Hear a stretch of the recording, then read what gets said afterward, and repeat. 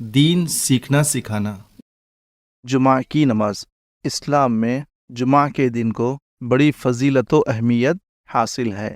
حضور صلی اللہ علیہ وسلم کا ارشاد ہے، سورج جن دنوں پر طلوع ہوتا ہے ان میں سب سے بہتر اور افضل دن جمعہ کا دن ہے۔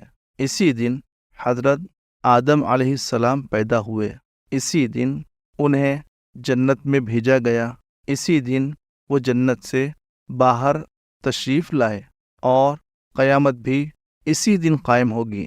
لہذا جمعہ کے دن کی قدر کریں اور مسجد جلد پہنچ کر تلاوت اور نماز میں مشغول ہو جائیں۔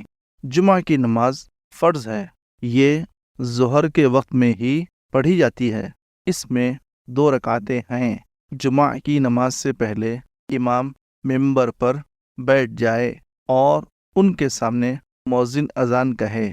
اذان کے بعد امام نمازیوں کی طرف منہ کر کے کھڑے ہو کر 2 خطبے دے۔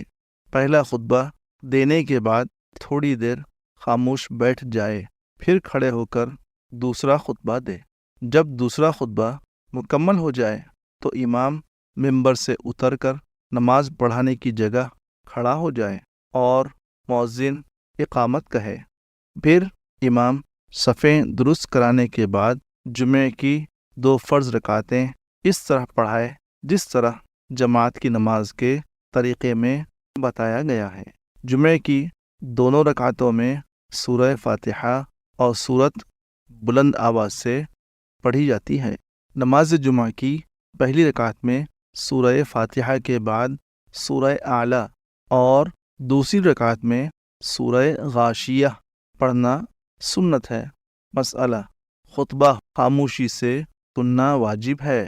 خطبے کے وقت کسی سے بات کرنا یا کوئی اور کام کرنا منع ہے، حتیٰ کہ نماز پڑھنا بھی منع ہے۔